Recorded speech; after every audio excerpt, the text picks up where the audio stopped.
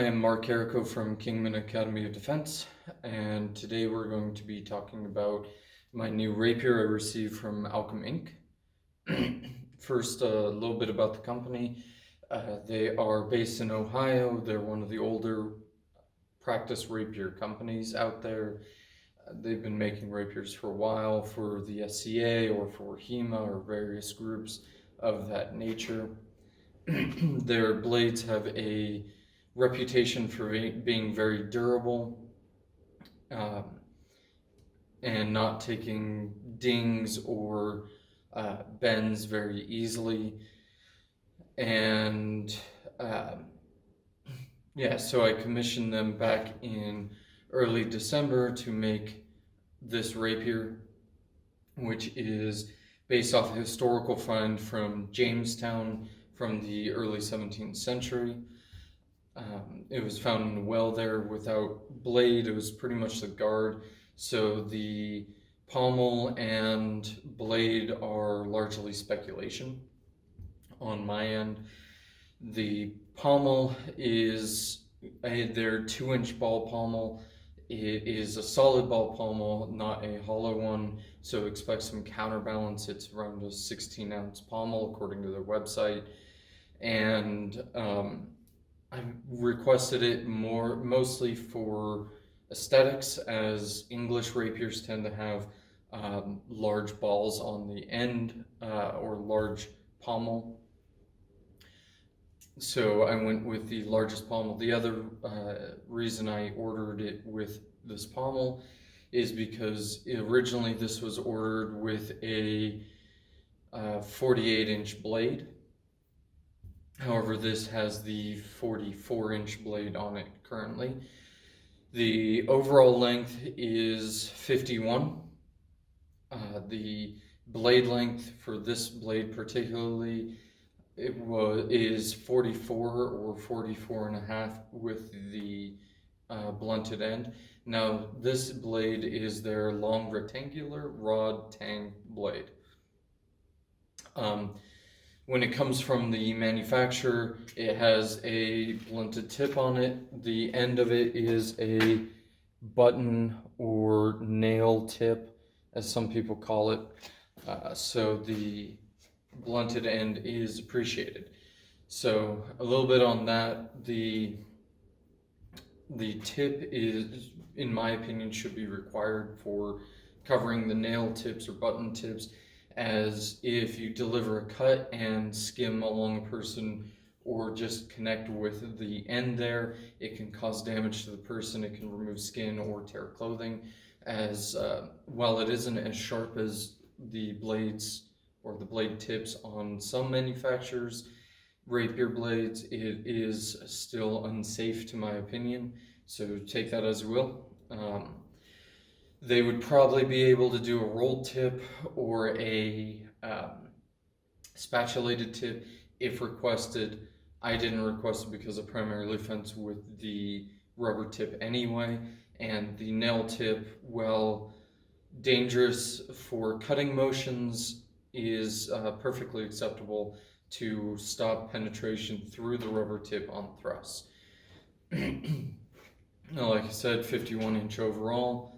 44-inch blade on this one, but I did order it originally with a 48. I was supposed to go to an event recently. I ended up not going, but I ordered a blade so it would ship faster, and I would have had it in time for the event, but I ended up not going, like I said. The grip section is 4.25. I did originally order this with a roughly 4-inch blade grip. Some grips tend to be longer on rapiers, so I wanted to make sure that I had one appropriately sized to my hand, even though you tend to hold the rapier in a finger over quailon fashion. There are some styles or systems that want more of a hammer grip, and if you're using it more as what we tend to think of as a side sword rather than a rapier, that meaning more of a cutting fashion rather than a thrust-centric fashion, or a cut and thrust rather than thrust-centric fashion, it can be handy to hold the grip in more of a hammer grip or a handshake grip fashion. And as my background is primarily military saber, that I do gravitate towards that sometimes while I'm fencing with the rapier subconsciously. So it's nice to be able to fit your whole hand on it. In addition, the larger pommel does allow for pommeling fairly easily if it's nice and comfortable in hand. And with your finger over quailon, even with 2 fingers over the quailon, it's pretty nice and comfortable still. I will say that in the left hand is not nearly as comfortable. I can't see a large difference in the pommel, so that's probably just on me. For those of you who fence in the SCA or just in schools that want you, or tournaments that want you to switch hands, or if you're taking a longer class and your arm starts getting tired and you want to switch hands, that is something to keep in mind. Again, that might just be a me thing, I'm not sure. That being said, on their website, the grip pictures are all of this nature, so one of my concerns was that it was going to be completely circular, but it is actually flat, an oval section towards the top. Towards the pommel end is a little more circular, but that is completely fine. It's plenty of information for your hand to be able to bring the blade online in the right fashion. Also, with the blade, it is not a baited blade, meaning that it is not diamond section like you would see with Darkwood Armory's blade or some other manufacturer's blades, like Castile. This is a flat blade the whole way, more akin to what you would think of for a fetter blade or something of that nature. There's no distal taper, so it is largely the same width all the way through the blade. However, that being said, the side taper or the overall profile of the blade does get drastically narrower towards the tip. So is there an issue with the weight reduction? No. You get the same effect out of tapering from the side rather than tapering along the plane of the blade. But it is something to keep in mind. If you're looking for historical accuracy, you might talk to them, see if they can help you out with a more historically accurate looking blade. However, these ones, which again are the long rectangular rod tang blades, long name, but it's really descriptive, which is nice for someone like me who is not used to ordering rapiers. I own a few, but they're mostly used blades to me. So for someone getting into rapiers who isn't as familiar with blades, having those extra descriptors for the different types of blades, it comes in handy, because you know exactly what you're getting out of it. I did, like I said, I did order the second blade for it because I wanted for an event. The overall time for manufacture and pretty much until I got it in hand was about 2 months. I ordered it at the middle of December and I received it middle of January, so I guess that's 1 month. So 1 month for a custom rapier, that's not bad in my opinion. Now, the overall weight of this is 2.15 pounds. Now, a big reason for that is the relatively simple handguard, which we'll get to in a second. But the Alchem Inc. rapiers have a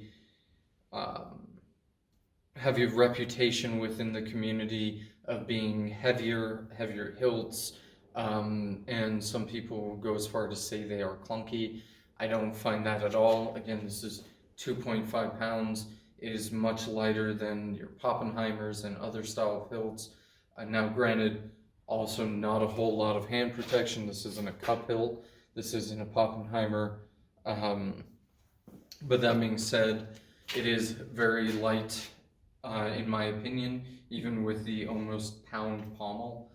It is very light, it has good tip control, and you can keep your blade on line very easily if that's what you're looking for.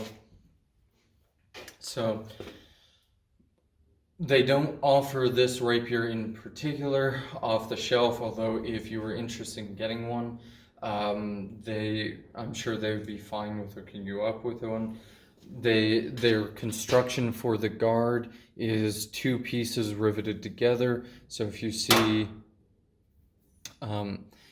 here, you have one and two rivets, one on either side of the tang or the blade itself, the ricasso. And so one of those pieces is the figure 8 guard with the two finger rings going up around the blade. The other piece is the S-shaped knuckle guard and rear quailon. This does not have a front quailon because the original didn't, and personally, in my experience with how I tend to fence with rapier, it's not terribly important, although your mileage may vary.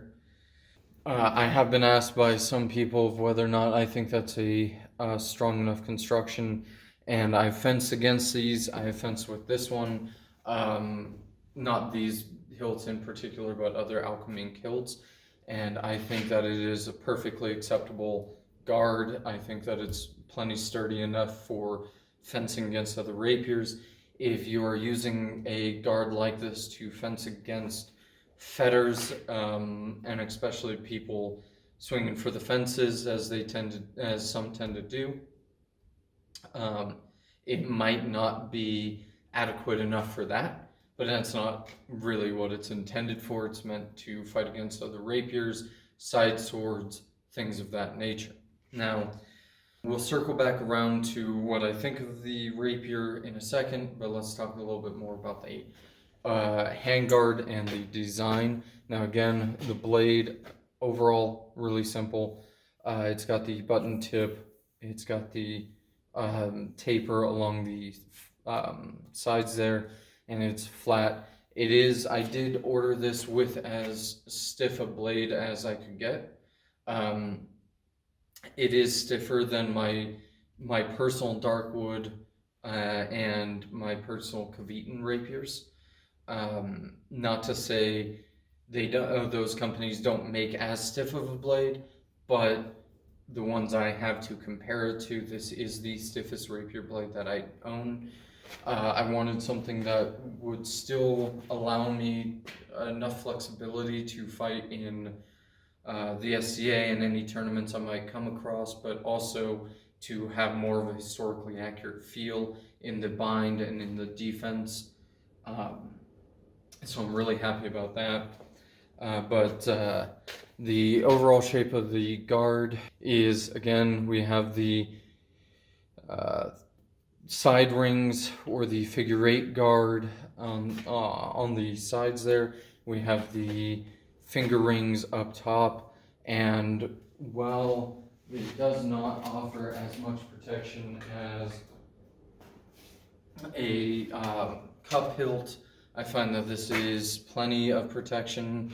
I've actually been fencing with a essentially the same style guard without these side rings for the last several months, and haven't noticed a real difference in how I fight. If I were to take a hit, something like that, from a cut straight onto my finger, yes, that would be an issue. But the chances of a shot coming straight down and hitting me in the finger with no twisting directly parallel to the blade, without twisting and diverting the impact, it's very unlikely based on how I fence. Not to say it won't happen or can't happen, but it's not as pressing of a concern as I think it might be to other systems or other people. Same with to the other side. The chances of riding down the entirety of the blade and me not turning even slightly, I think it's pretty low. Again, this hilt is based off one found at Jamestown during their excavations of the well at Jamestown, or one of the wells at Jamestown. There wasn't a lot of information on it, so the people over at Alchem Inc. had kind of their free reign with it. They did have the artistic liberty to add some nice spirals into it to give it some an aesthetic finish to it. I did order it also blued, which looks very nice. If you can see that on camera, which was clearly well done. Now, that being said, with the guard, it did arrive with several nicks in it, which show through the guard. It's also rough. I'm not complaining about that, but if someone out there is looking for a showroom perfect rapier, this probably isn't the one to go for. If you're looking for something to use in a movie, or something that needs to be very clean, very polished, very well, very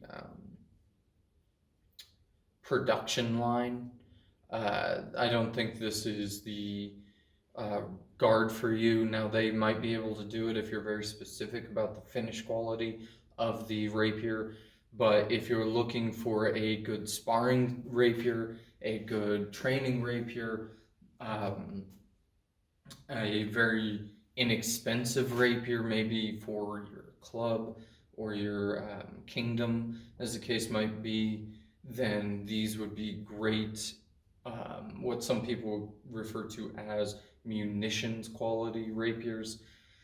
They're not something that you would expect from spending $2,000-$3,000 on a nice rapier to take to shows or to do a performance with, or something of that nature. But they're very sturdy. They feel great in the hand. Their other hilts have more protection, but again, adequate protection. The point of balance on this is 3.75 inches in front of the cross. When I get the longer rapier blade, that will change, obviously. But it's a very, very well-made rapier for the price, especially. Now, the price on this, like I said, I originally ordered this with the 48-inch blade. So 48-inch blade, guard, pommel, and handle for a custom rapier ran me $230, and that was end of 2020. For something more embellished or with more of a guard or what have you, it'll obviously be more expensive. The second blade, this 40-inch blade, was another $85. So all in all, $315-ish dollars, including shipping, at my door within a week of when they said shipping, or when they sent me the tracking number. So can't complain about the ship times or the price. It's a very, very good price. They also have their less expensive ones. They have a light rapier line for younger people or people looking for something that's lighter weight. Their prices really can't be beat for what you're getting, in my opinion. This puts it in the same class as the Castile economic line. Granted, this one in particular was custom to me, so it was about $50 more than the Econ from Castile. It's certainly cheaper, or around the same price or cheaper than the Darkwood. It is around the same price or cheaper than the Hanwei. So if you're looking to get into rapier, Alchem is a great way to go. I personally had great customer service with them. They were responsive to the emails when we were figuring out what I was needing out of a rapier. They were quick with their ship times. They were a good company to work with, and I had no issues on that end. Like I said, I had this at my door in about a month after I ordered it, and for a custom rapier, that's really hard to beat. But like I was saying, if you are looking for something super polished and super or super historical down to the T, that's not really what I expect from Alchem. But if you're looking for a good solid rapier with good proportions and good feel and good durability, it's really hard to beat the price that you get with Alchem. Now, as far as the flexibility, like I said, it is stiffer than other blades. For example, this is my Caviton. So you notice I took the guard off, but if you can see this on camera, it's not nearly as flexible and choppy or whippy as the Caviton. Caviton is slightly lighter, and it does have the more historical shaped blade, as does my Darkwood, which is currently mounted on a longsword guard, but again, it's not nearly as flexible as my Darkwood, which is what I wanted. So yeah, big thank you to Alchem for my new rapier. I look forward to putting through its paces in further sparring experiences and whatever the case might be with that. Look forward to seeing this in future episodes or future videos here on the Kingman Academy of Defense YouTube page. And I think that's all I want to say about this. If you're interested in getting a Alchem Inc rapier, go check them out on their website or Facebook page. And if you like this video, like, comment, subscribe.